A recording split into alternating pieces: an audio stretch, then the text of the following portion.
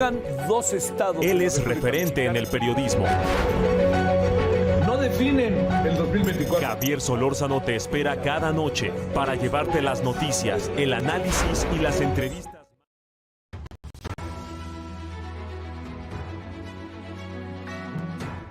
Broadcasting live from Houston, from the space city to the world. You are watching Now Media Television.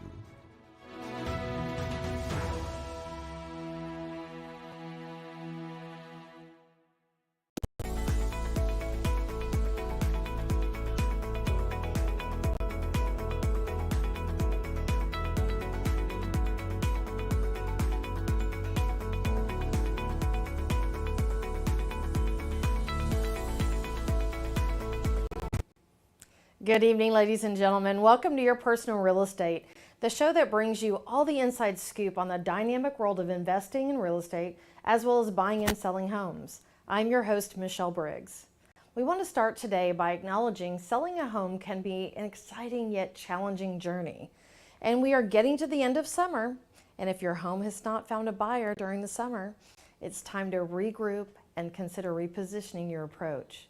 Now, while the summer market is typically vibrant, there are numerous reasons why a home might not have sold during this period. However, do not be disheartened. With strategic adjustments and a fresh perspective, you can revitalize interest in your property. Here are some effective strategies to reposition your home for sale after the summer. Now, you want to assess the market with a critical eye. We say that because, you want to have your real estate agent start by objectively analyzing the feedback that they've received from the showings to learn, what deterred them from buying. Identifying any reoccurring issues for concerns raised about your property. This critical evaluation will help you understand the potential obstacles and guide your repositioning efforts. Also, you want to enhance curb appeal. First impressions matter, and the exterior of your home plays a crucial role in attracting buyers. Now, sprucing up the curb appeal can instantly captivate potential buyers' attention.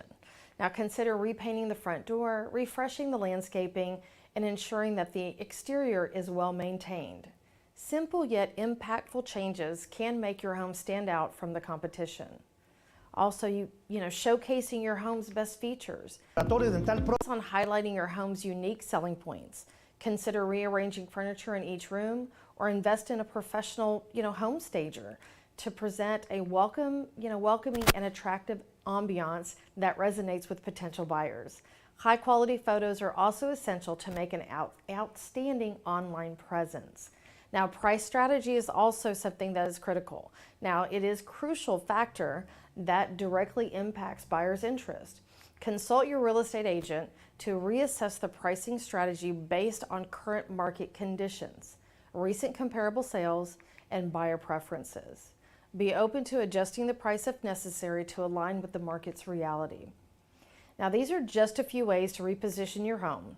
Work closely with your experienced real estate agent to implement these repositioning strategies effectively.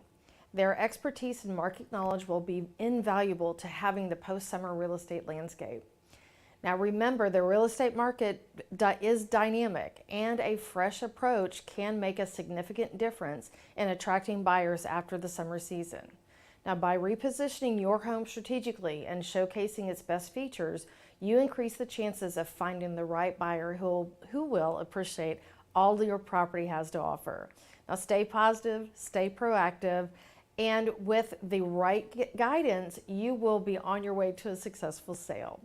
And we'll be right back with our guest after this commercial break.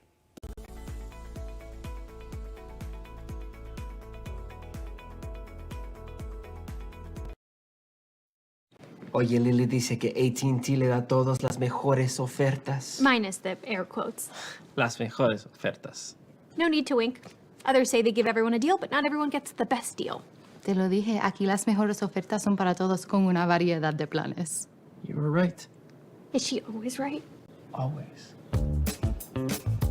En AT&T les damos a todos nuestras mejores ofertas en cada smartphone. En esta era digital, las tarjetas de presentación de negocio son cosa del pasado. De hecho, la mayoría de las personas que las reciben las pierden en cuestión de minutos. La videotarjeta de negocios de Now Media es un video de su negocio especialmente creado por nuestros expertos con toda su información de contacto, los productos y servicios de su negocio y puede ser enviado de manera rápida utilizando su teléfono móvil. Cientos de negocios ya están viendo la diferencia. Llámenos hoy al 832-384-9588. El tema está en los países. Liderazgo y experiencia Nuestro país debe meterse en las grandes discusiones y en los grandes debates. son parte de una carrera exitosa. Juegan dos estados. Él es referente en el periodismo. No definen el 2024. Javier Solórzano te espera cada noche para llevarte las noticias, el análisis y las entrevistas más importantes de lo que sucede día a día en el país. Este es el referente de la noche.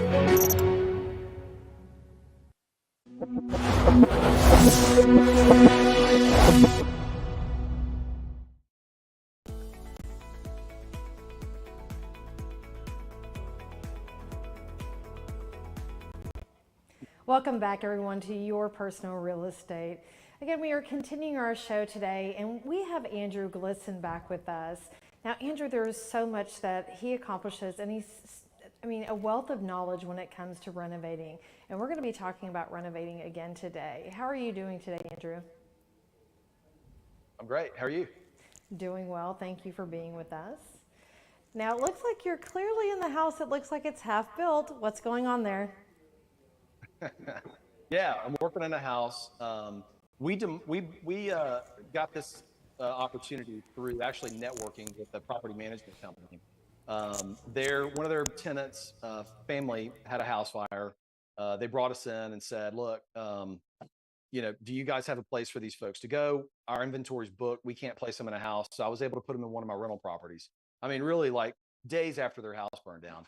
And so after that process, they came to me and they were like, "Look, Andrew, we don't want to, rebuild this house. We would rather, sell it." Because I was asking, "What are you guys going to do?" and stuff like that. So I was able to make them an offer. They sold it to me.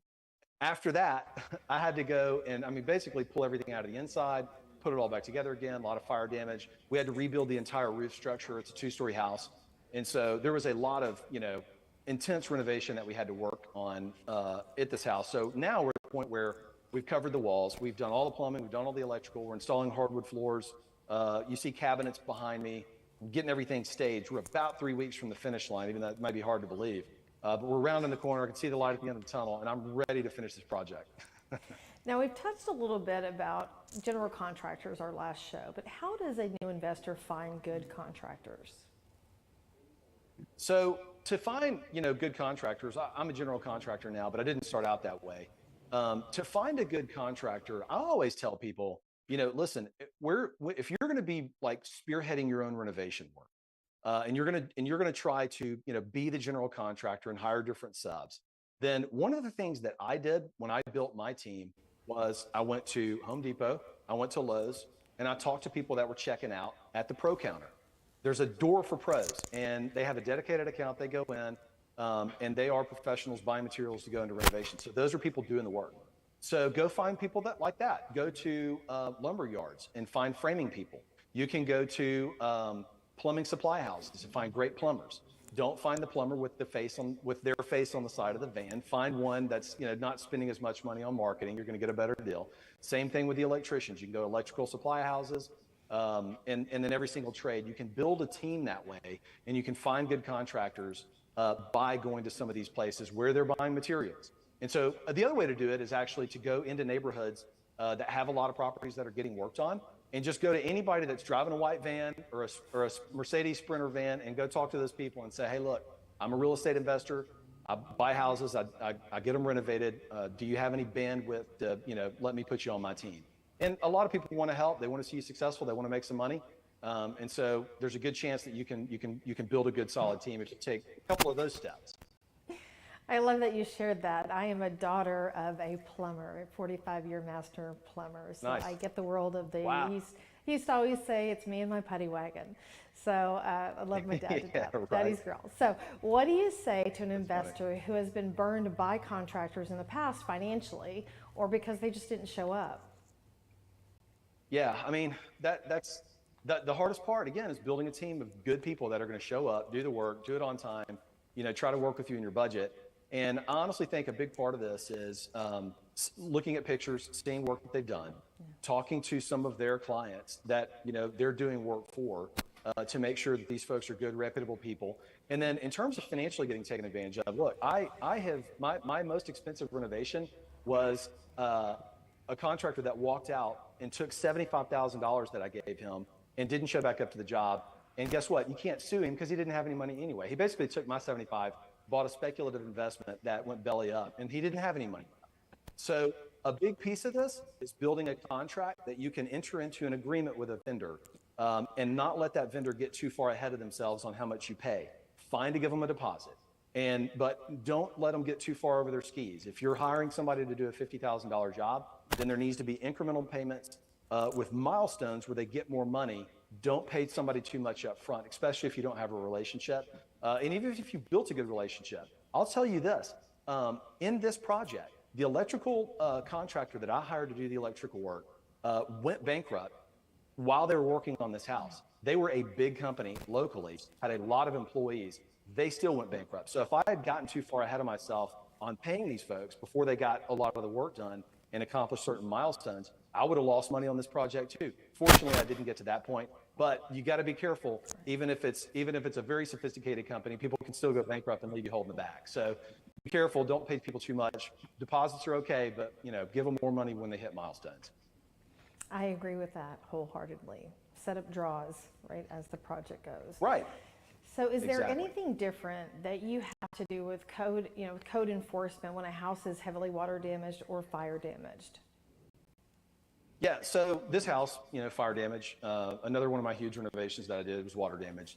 And you are going to have to have, I always tell people, when you are walking into a project, utilities are off, there's been significant structural damage, with water, fire. Call the local code enforcement office to come to that property with you and walk through that property and ask them, look, this is the way I'm thinking about this project. This is the way, the timeline where it's going to unfold. Is there anything that you see here that we need to do differently, than kind of this timeline and this strategy? And they will help you walk through, the necessary requirements and what they want to see in order to get that project done. So for this house, we brought the electrical code enforcement inspector, and you have to get a special permit for fire damage. And so we walked through this house with that electrical inspector and said, listen, we're pulling every single wire out of this house. But before we demo all the walls and before we, do anything, we want to get your blessing that you agree with that strategy and that plan. I also called the building inspector. We came and walked through. I said, this is what I'm going to do. I'm going to recapture some square footage upstairs, add a bedroom. Do you agree with this plan? He told me certain things I needed to get engineering reports on, which I did. And so look, code enforcement will be your friend. But if you're working on a very distressed asset that needs a lot of work and a heavy reposition, then you really need to get involved code early, because the last thing that you want to have happen is you're trying to do stuff around code's back. They bust you, and that's going to add a lot of time to your plan because they're going to make you redo stuff. And God forbid you've done things behind walls, they make you tear sheetrock out and stuff like that. So, do it the right way, call code, get vendors that have licenses that have done this before. If you're working with an electrician that's never done fire damage before, go find somebody that's done that. So you definitely want to build a team around that particular expertise. If you're a brand new investor, I would argue, don't buy a property that you're going to spend, the exact same amount that you bought the property for in the renovation, these heavy lifts, without having a mentor or without having some experience to do that. But that's kind of the step. There are different things that you have to do. You have to involve codes early and often on big heavy lift projects that have extensive damage, due to fire, framing, water damage, that kind of stuff. That makes sense. So how do you put a design plan together for a house that you want to renovate? So designing, is actually kind of a fun part for me. We have built, my team at SFR University. Again, we have a program where we take investors through these processes on rebuilding these houses, designing them in ways that people want, that are attractive to people that they want to buy or move in if it's a rental house. And so we've built a design book and and a materials list. And so if you look at all of our projects, a lot of them look the exact same on the inside. because we have a brand that we're trying to, to push, locally. And so our brand is in our design book. So when we're building our team of contractors, we're walking through every single page. We're like, this is the door that we want to use. These are the door knobs that we want to use. This is the toilet. This is the color scheme. If we're staining hardwood floors, this is the stain that we want to use. So, I would tell people, encourage people, don't let your contractor design projects. If you have a design hand, you're good at it, then build a design book around that strategy or hire a designer. Don't tell your contractor, oh, I don't care, just put whatever tile you want to, because it's going to be disastrous. I always laugh at people on my Instagram and social media, and I call these bad contractors that think they're designers the butchers. And so there's the bathroom butchers and the kitchen butchers, and they will butcher your property if you let them make the design decision. So avoid that at all costs, basically. I'm giggling because I was showing a client a few homes they were wanting to purchase. And one of the homes that we viewed, it was all different granite quartz. I mean, it was so many different things inside of the home just for countertops. I was like, they must be a contractor. So bad. Exactly. And there's a few pet peeves, like massive design pet peeves of mine. One of them is don't put vinyl plank floors next to real hardwood. That look like hardwood. Don't put hardwood looking tile next to hardwood. Don't put a gray tile, on the bathroom floor, the tub surround, a gray countertop, gray everything. It looks like somebody just tossed a gray paint bucket in the bathroom. I mean, there's certain things you just got to avoid. And we talk a lot about this, obviously, in our design book and our plan, but we don't let contractors make decisions because they're bad at it. Right. And having the brand and knowing the door and the door handles and the hardware that's going in the home, it helps with budgeting as well, right? And knowing really what that renovation cost will be ultimately at the end of the day. Is that a fair statement? That's a great point, because a lot of people, when they're putting a budget together and a materials list and all these things, they don't know how much anything costs. So we didn't either when we first started. And so that is a good way to control costs. If I know exactly how many electrical outlets I have, exactly how many light switches, how many doorknobs, I know the kind of doorknob, you can build a framework around how much that's going to cost. The windows that we buy are all the same. They're from the same place. The doors that we buy are from the same place. So if we measure and we do an inspection process, we can count all these items up. You can back into a number that way. And so, yeah, you want to make sure that, I got the $100 faucet and not the $300 faucet, and because those little expenses can add up. I mean, look, my sister is an interior designer. In the house that I'm in right now, I started with my design book, but it's a higher end house that we're working on right now than what I usually do. So I'm so far over budget. So I don't take my own advice sometimes, but that's a good piece of advice, is work with a materials list. Unless you're going a little bit higher end, you got to make some changes, but we'll be okay on this one. Well, I just love it. I mean, Andrew, you definitely know what you're doing. And what is the name of your program again? You have a program Our program name is sfruniversity.com. And we take beginner investors or investors that have portfolios and want to scale through the process. I've grown from 0 to 200 properties. I've done 150 plus renovations. My team has the experience. And so we built this program, SFR University, to help investors not waste their money on every single process on buying, renovating and refinancing rental properties. Excellent. Well, again, thank you, Andrew. We appreciate you being with us, and we will see you very soon. Thanks, Michelle. See you soon. Take care. And we'll be right back after this commercial break.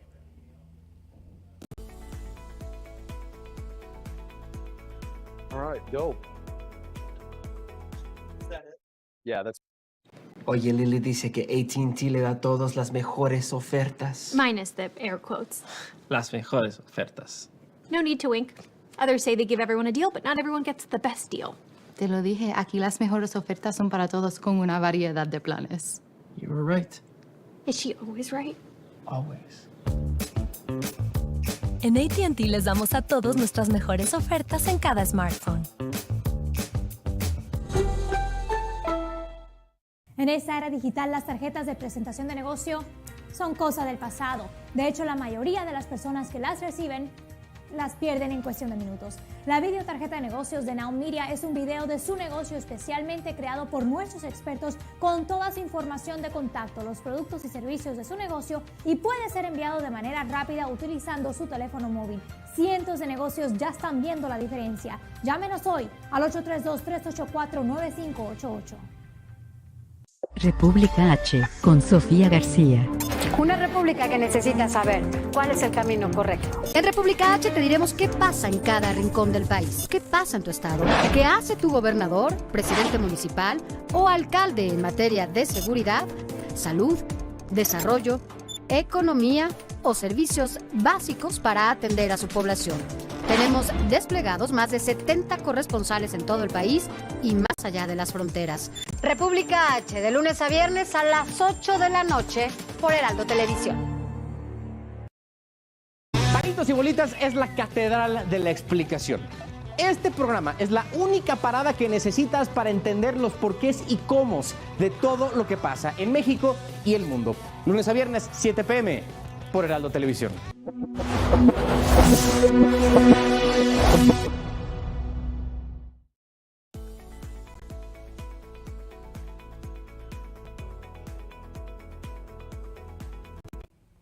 Welcome back, everyone. Michelle Briggs, your host for Your Personal Real Estate. Today we have with us Ann Tran. Now, Ann is with Envoy Mortgage. How are you doing, Ann? I'm doing really good today. Thank you. I'm so glad to have you back. It's good to be back. All right, so you are a loan originator, correct? Yes, I am. So today we're going to be talking about, what influences your mortgage rates. I mean, the difference. I mean, what's a loan estimate? So we have a lot of great questions for individuals that may have, maybe it's been many years since they've purchased a home or obtained a loan, first-time home buyers, right? So, we have some great information, so sit tight. Now, one of the things that we do know, we're hearing a lot about interest rates, and there's things that influence your mortgage rates. So, Ann, tell us what influences our mortgage rates? Well, a lot of things influence your mortgage rate. A lot of outside factors as well as a lot of inside factors. So outside factors would be like the economic health of our economy. Another outside factor is the bond market as well. But inside factors are things like your down payment amount, your credit score, as well as, I've lost my... I know, but the credit scores, I mean, really, when we talked about credit scores, I think last week or the week before, right? And credit scores, we know that you gave us some really great tips on that, so we know that impacts your mortgage rate.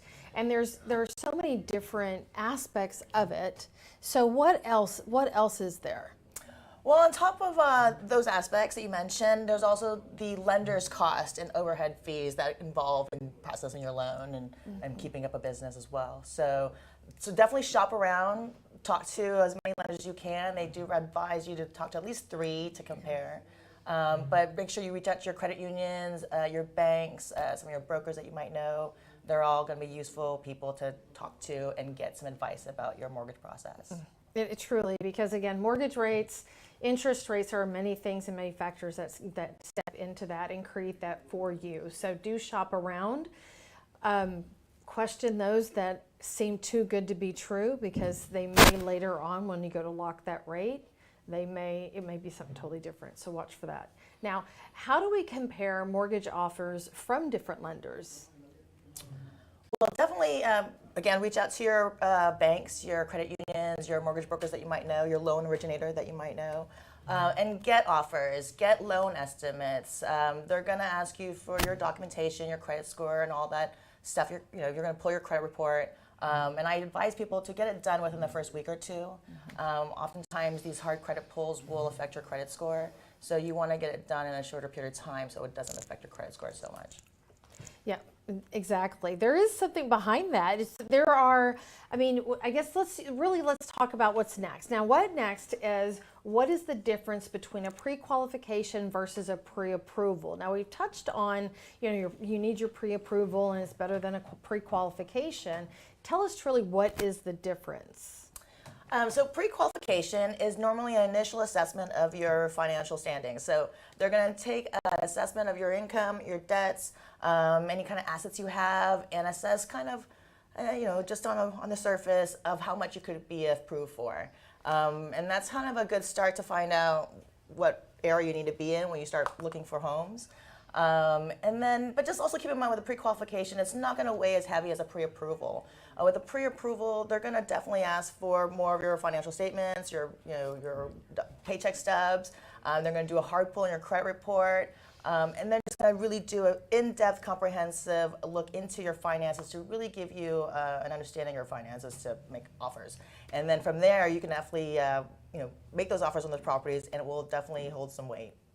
So when we're talking about pre-approvals, as us as realtors in our listings, we always want a pre-approval letter. We want to have a little bit more of a deep dive than a scratch surface, because what we don't want to happen, even for our buyer clients, I mean, we don't want them to go out into the market, fall in love with the home, and then go into the pre-approval, moving forward to the financing, and find out that they can't afford it. So it's really important to have that difference and not just the scratch surface of a pre-qualification. Oh, yeah. And things are different than 2008. You know, back in the day, it was all stated income and really easy.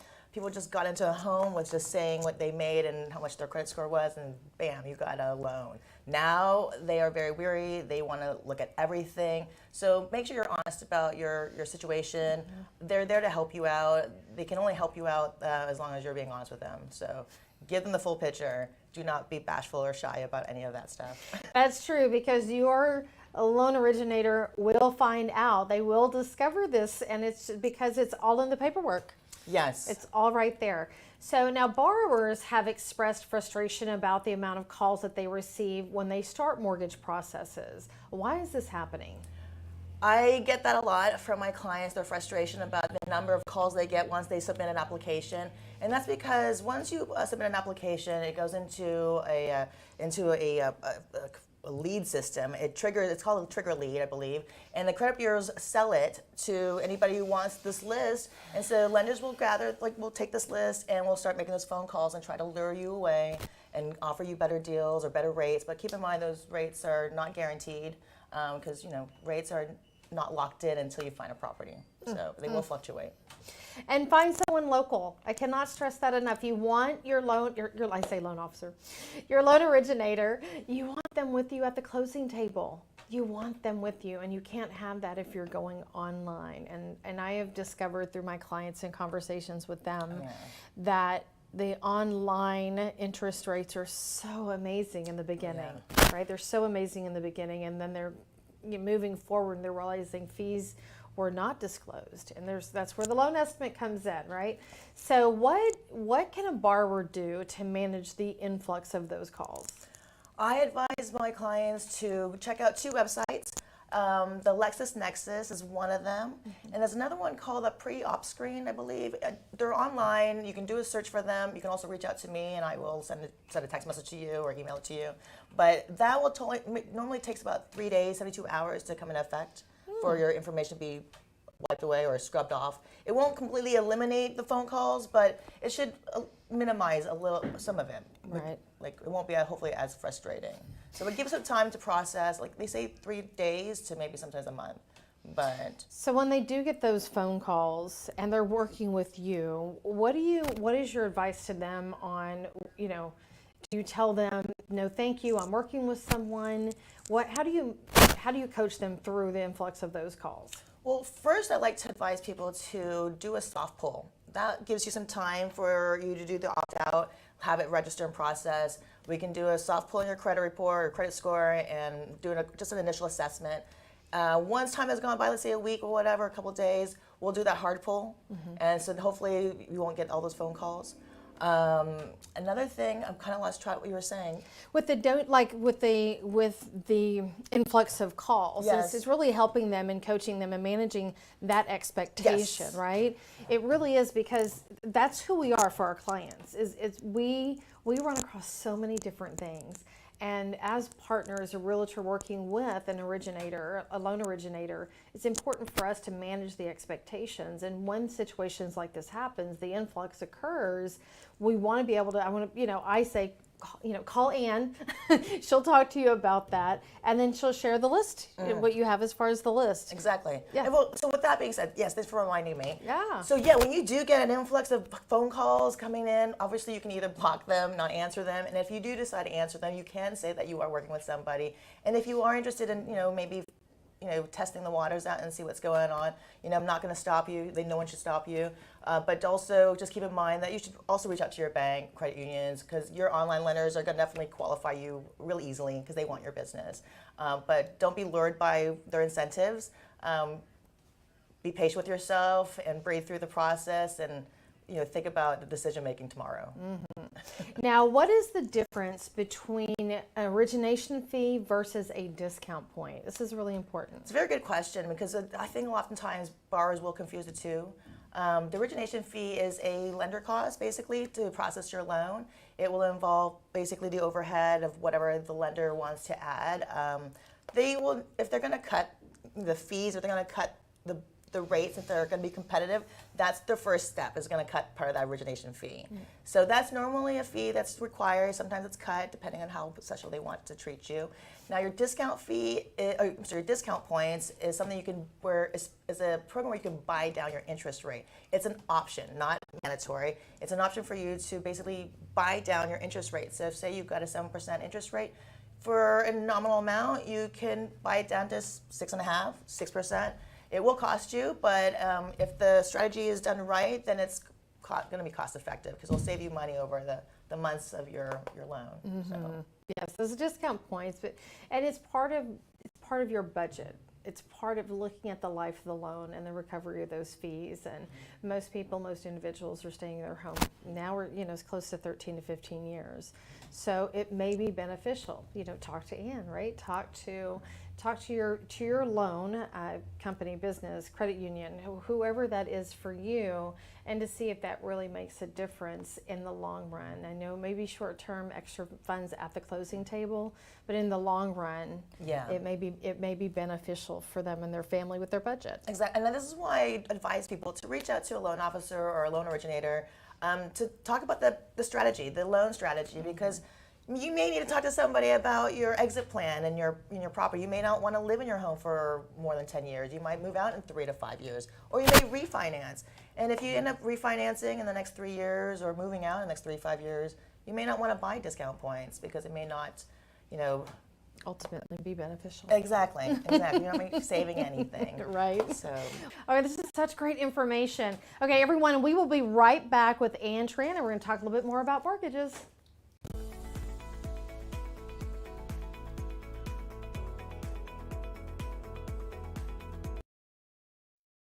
Oye, Lily dice que AT&T le da todas las mejores ofertas. Minus the air quotes. Las mejores ofertas. No need to wink. Others say they give everyone a deal, but not everyone gets the best deal. Te lo dije, aquí las mejores ofertas son para todos con una variedad de planes. You were right. Is she always right? Always. En AT&T les damos a todos nuestras mejores ofertas en cada smartphone. En esta era digital, las tarjetas de presentación de negocio son cosa del pasado. De hecho, la mayoría de las personas que las reciben las pierden en cuestión de minutos. La videotarjeta de negocios de Now Media es un video de su negocio especialmente creado por nuestros expertos con toda su información de contacto, los productos y servicios de su negocio, y puede ser enviado de manera rápida utilizando su teléfono móvil. Cientos de negocios ya están viendo la diferencia. Llámenos hoy al 832-384-9588.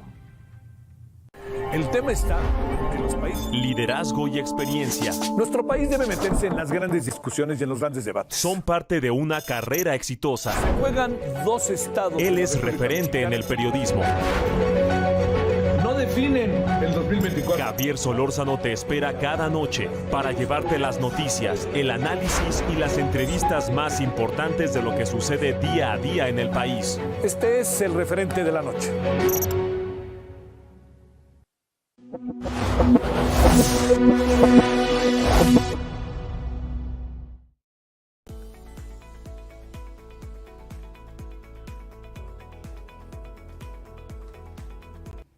Welcome back, everyone. Okay, we are continuing our conversation with Ann Tran. Now she's with Envoy Mortgage.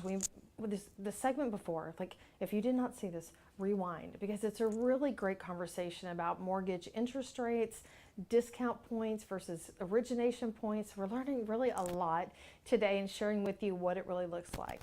Now, right before we went into commercials, we were talking about origination fee compared to discount points, right? So, Ann, when is it a good time to consider discount points or to buy down your interest rate? That's what it's called, buy down your interest rate.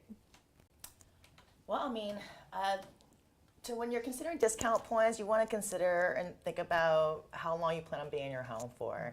If you're only planning on being in your home for 3 to 5 years or refinancing in 3 to 5 years, then maybe discount points is not the right path for you. But if you plan on sticking around for a little bit, planting some roots, you want to budget your monthly costs, maybe discount points is something to consider because it will reduce your monthly costs as well as, obviously saving you money over time. So it is a influx of money in the beginning, but it will pay off in the end in terms of saving you money on monthly costs. So. Right. So we just we touched on that before, but it's really important to understand that there are different programs that you can pay an extra monthly, a portion of your monthly mortgage, and it helps buy down or it helps reduce the amount of years in the back end, right? Right. So I've heard of programs where they literally, you pay 2 weeks, like, what is it, every other week they take a portion out, or you set it up and it takes a portion out, and it can literally take anywhere from 7 to 10 years off of your loan. I mean, that's pretty amazing stuff. So just consider those discount points, right? Just consider if that really is what works for you. Now, what are some of the tips to get a better interest rate? A good question. A lot of people want to know how they can, start the process in a favorable position. In that sense, you're going to want to work on your credit score. I tell people like the 720 is a good sweet area to be in. You want to reduce your debts. You want to make sure your debt to income ratio is probably between, below 43% is a good area to be in. The lower your debts are, even the better. So, because lenders feel you're going to be less risk. So, in that case, they're going to give you a better interest rate. Your down payment. If you have higher down payment, so this is a good time to start saving for a larger down payment. That will affect your interest rate as well. And with that being said, if you can save at least to 20% of the purchase home, that will also eliminate some other monthly costs too, like property insurance or mortgage insurance, and some other things too. So start saving. If you're thinking about buying, now is a really good time to start, padding that savings account and working on reducing your interest rate or getting good terms, right? Right, exactly. Now, with, you speak about the 20%, and that's pretty much what everyone knows, right? Everyone's like, it's 20%. I don't have 20%. I can't purchase a home. Now, that's not necessarily true. There are different programs. I mean, there are some FHA programs or some conventional programs that 3.5%, I think, or 5%. There's different programs. So that's where you come in and talk about what options they have if, in fact, they do not have 20%. Yeah, that's definitely a misconception. People think that 20% is the right way to go in, and it's not the only way to go in, let's put it that way. And so you can start as low as 3% with the conventional loan, 3.5% down payment with an FHA loan, or a 0% down payment with a VA loan, if you're eligible, that is, right? So yeah, you can start there, get a condo or a townhome, just get started somewhere, buying property, maybe flip it 2-3 years so you don't have to worry about capital gain taxes, and then get into your single family home with your extra money that you've made from your first property. Right, or you can save it for an investment property. There you go. Now you can start your investment portfolio with that if that is within your, the wherewithal to be able to do that. Have someone else pay your mortgage is what I say, rent. If you have that, start with that rental property. Now, what is the difference between locking in a rate versus floating? Because we know with the pre-qualifications, and you have an interest rate inside of that letter, but it is not your locked-in rate. So talk to us about locking in a rate versus the floating rate or having a floating rate. Another good question. So locking rate, floating rate, you're not going to probably lock in your rate until you find a property that both sides of the party have agreed upon on terms of purchase price. In the meantime, you're probably going to receive a floating rate with your pre-qualification letter or your pre-approval letter, and that's just based on the market conditions on that day you were approved for a loan. And in that case, that rate is being floated. The cost for that rate is going to fluctuate until you find a property that you are ready to move forward with. And in that case, you're going to lock in your rate. Now, you don't have to lock in your rate 30 days out. Normally, the process to buy a house takes about 30 days. But if you wanted to hold off because maybe the market's a little volatile, then you can wait, as I think I've been told, 15 days. The latest you can wait to lock in your rate, 15 days before closing, is when you have to make a decision and lock in that rate. So it's a gamble. Market may go worse, may get worse, Yeah. may get better. But it's, if you feel like you'd rather just lock in that rate 30 days in once you've found that property, then that's a good time to do it. You should do that. Yeah. Because it is so volatile, right? Because there is so much that's going on that is impacting the interest rates. And that's a whole nother conversation itself. I mean, we're talking about the differences in what's impacting and what can impact an interest rate and just in today's market. But across the board, what are you discovering with your clients and working with other realtors? One of the challenges that they're seeing today with their borrowers or their buyer and working with you and obtaining that final close or a final approval? Yes, that's another good question because the market is so weird these days. I mean, it's weird and, just up and down. Challenges, definitely it comes down to purchase power, your monthly budget. It's definitely increased for a lot of people in terms of buying homes. Our purchase power has decreased a little bit. What they were planning last year doesn't work anymore for this year. So a lot of people are shopping around. People are looking at new constructions. Many people are not selling their home, right? Why would you want to move and from your 3% mortgage to a 7% mortgage? So a lot of people are not selling their homes. So a lot of buyers are considering new constructions as well. A lot of them have incentives and they have in-house lenders that can provide you some discounts and other credits and incentives too. So a lot of buyers these days are shopping, and I highly recommend that you do shop as well because it's in your best interest to do so. Especially with new home construction. Now, coming from the title industry for 2 decades and being a realtor now for going in my 5th year in the industry. I mean, I've been in the real estate industry for 25 years and working directly with different lenders and loan types and loan programs and new home construction. And when you have that new home construction and that in-house lender, sometimes it sounds really great. You just have to just because you're buying new construction, do not feel like that you're required or that you have to go with that lender. They cannot make you do that, right? I'm so glad you said that. That is true.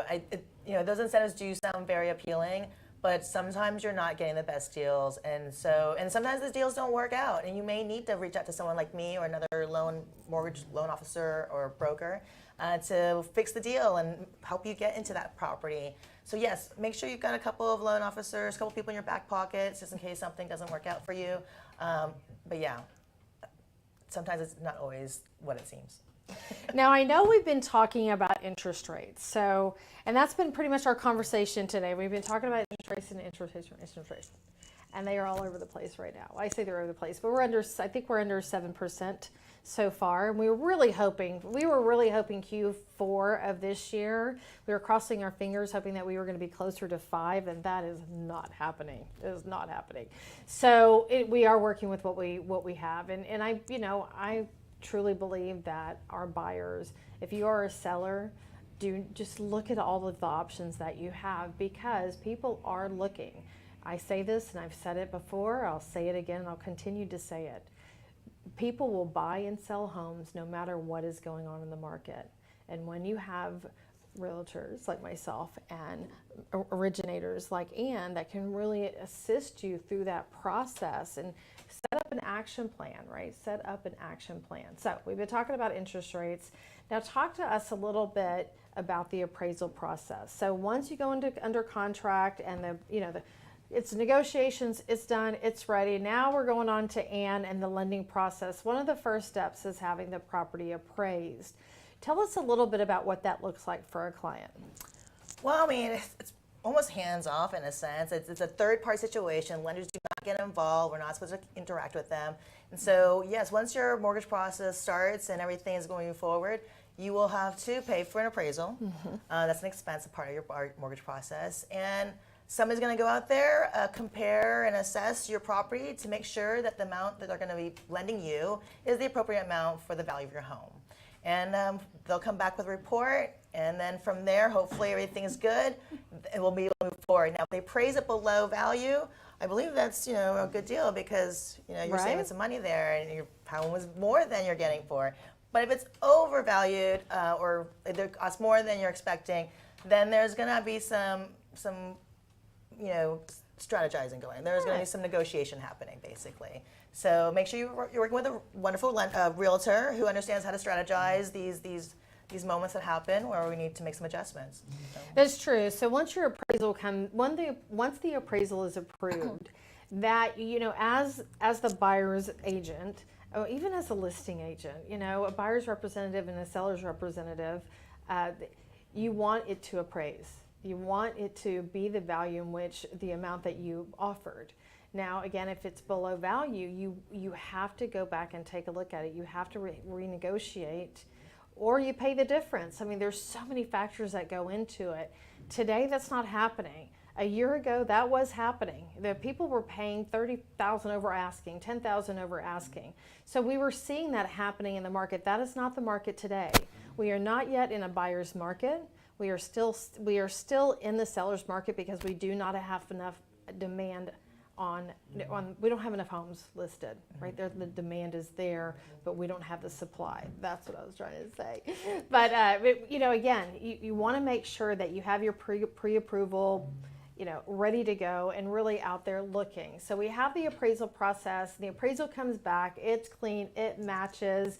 Everybody's happy. You get the thumbs up, and we're moving forward. What's that next step after the appraisal? Well, I mean, now we're going to the underwriting process. The underwriters are going to pull every detail of your documents that you provided already. They're going to verify it. They're going to talk to your employers.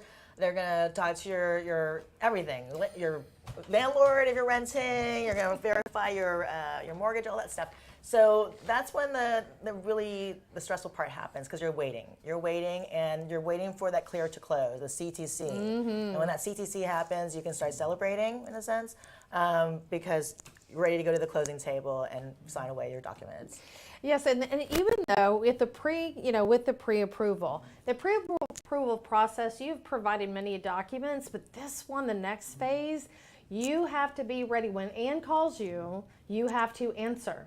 When she emails you asking for something, you have to provide that because per the contract, your third-party financing addendum, that's a whole nother show, but inside of that, you're committed to a time frame for approval, financing approval. So when Ann calls, you have to answer, or whomever that is that you're working with. Do not get frustrated. Do not get upset. Just give them what they need to get you that final clear to close. Is that a fair statement? Oh, thank you for saying that. We are on your team. I try to stress that so many times that I'm on your team. I'm basically your liaison between you and the underwriter who basically they work for the lender. So they're trying to assess you to approve you for that loan, and I'm on your team to make sure that you do get approved for that loan. So yes, all those documentation, those phone calls, please respond, answer, get those documents to me as soon as possible so we can get that approval to you so you can start shopping and feel stress-free and smooth about this whole purchasing. Exactly. Well, Ann, thank you again for being with us today. We do really appreciate your knowledge and what you bring to us. And because the mortgage world and the process of obtaining a loan to purchase a home can be overwhelming. So definitely reach out to Ann and let her be your guide through that process. And everyone, we'll be right back after this commercial break.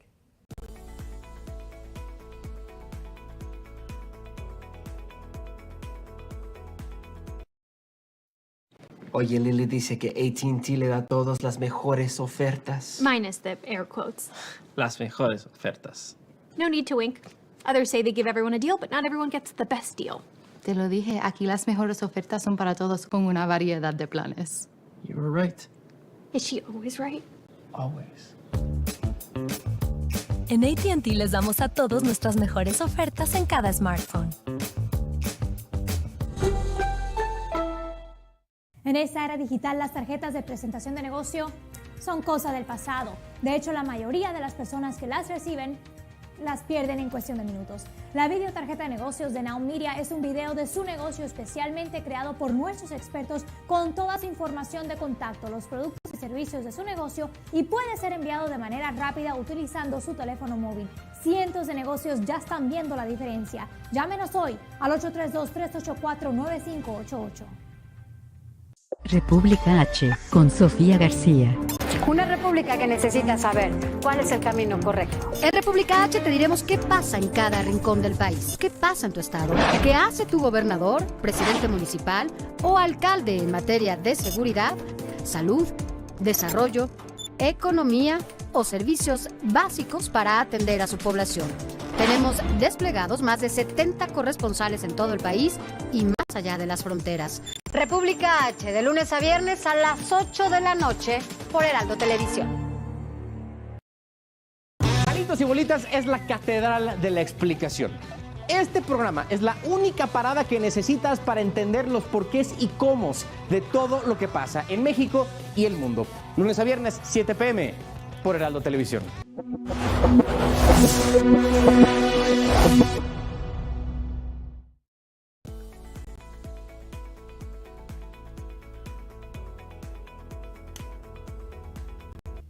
Welcome back, everyone, to Your Personal Real Estate. Today we're going to be speaking with Saji Salam. Now, he's the principal with Care Ventures Capital. He's going to be talking to us a little bit about passive income. Like, who wouldn't want passive income? So grab notes. And Saji, tell us, how does flipping houses for passive income work? Well, flipping houses is a great way to generate income in real estate. So typically, what happens is you find a home which is sometimes in a foreclosure or otherwise in bad shape. You buy that home and then you renovate that property.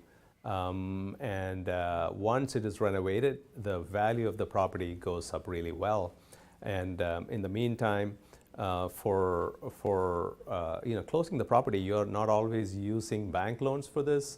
Many a time you just go with a private lender, and not that there aren't lenders or banks who do this, but most of the times, because you want to move fast on these kind of deals, typically what happens is there's an investor who will fund the person who wants to do the project, and with that money, the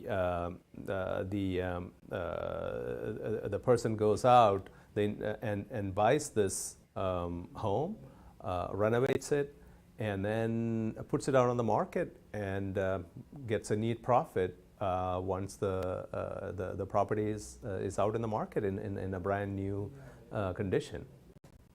Now, speaking of generating passive income, how can a short-term rental help in this regard? Short-term rentals are a great way to generate passive income.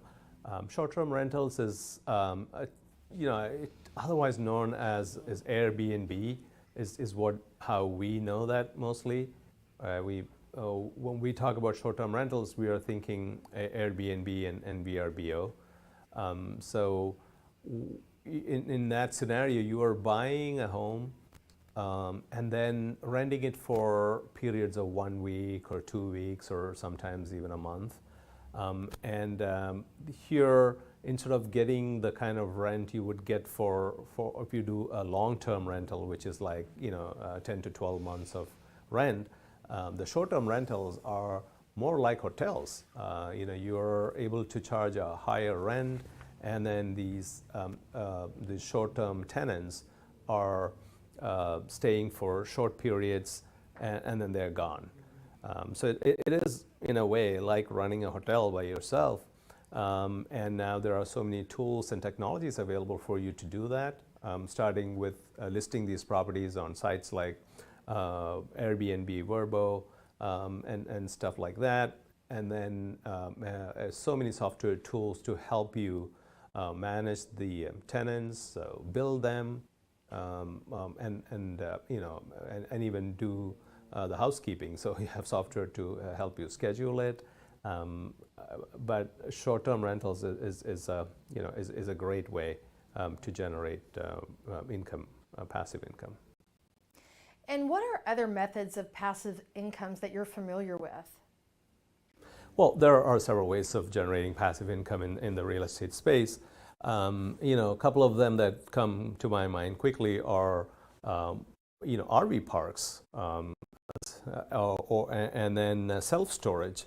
So in a self-storage, basically, people need to store their stuff away, and there are companies where you buy these self-storage units or self-storage assets, and you are investing passively in those, and so you are not doing much work there, and the self-storage company does all the work in terms of finding the customers to store their stuff there and bill them and send you a piece of the profit.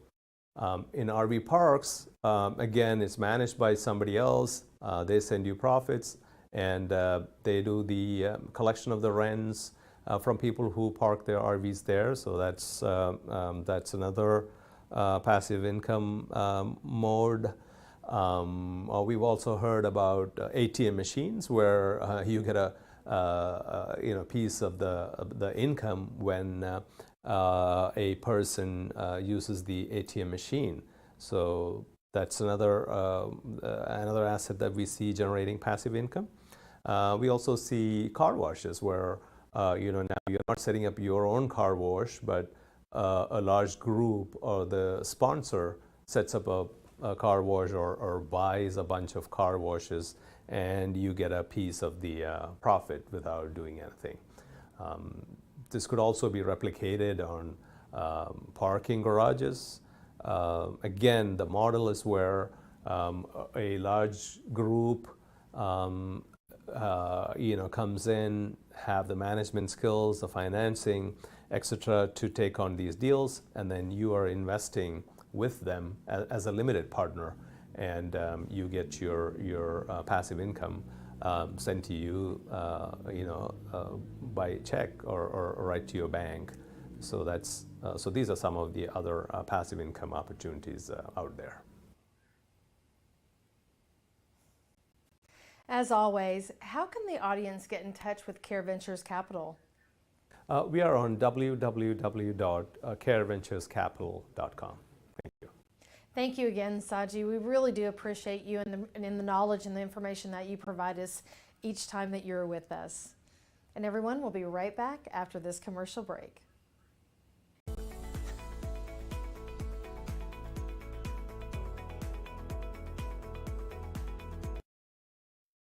Oye, Lily dice que AT&T le da a todos las mejores ofertas. Minus the air quotes. Las mejores ofertas. No need to wink.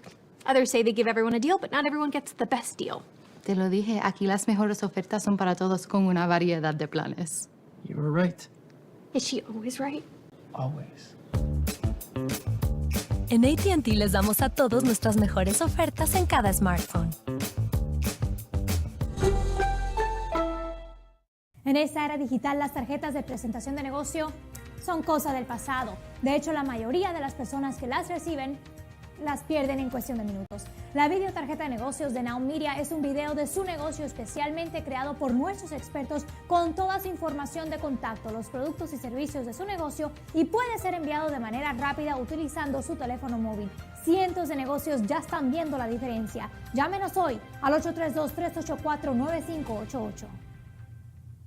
El tema está en los países. Liderazgo y experiencia. Nuestro país debe meterse en las grandes discusiones y en los grandes debates. Son parte de una carrera exitosa. Juegan dos estados. Él es referente en el periodismo. No definen el 2024. Javier Solórzano te espera cada noche para llevarte las noticias, el análisis y las entrevistas más importantes de lo que sucede día a día en el país. Este es el referente de la noche.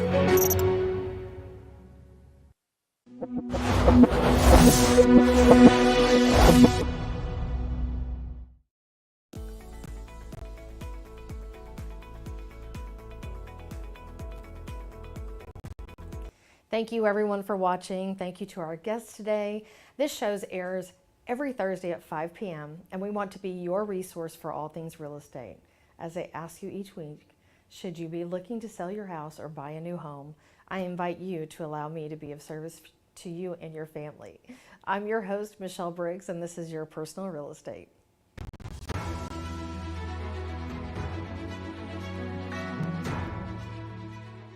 This has been a Now Media television feature presentation. All rights reserved.